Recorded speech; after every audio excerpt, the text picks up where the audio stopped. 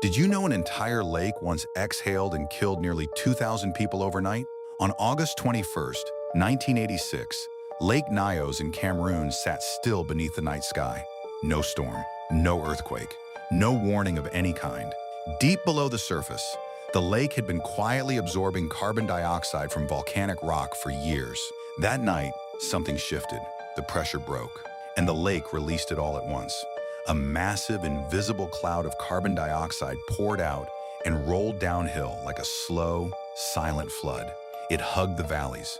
It moved through villages while people slept. Carbon dioxide doesn't burn. It doesn't smell. You cannot see it. People simply stopped breathing.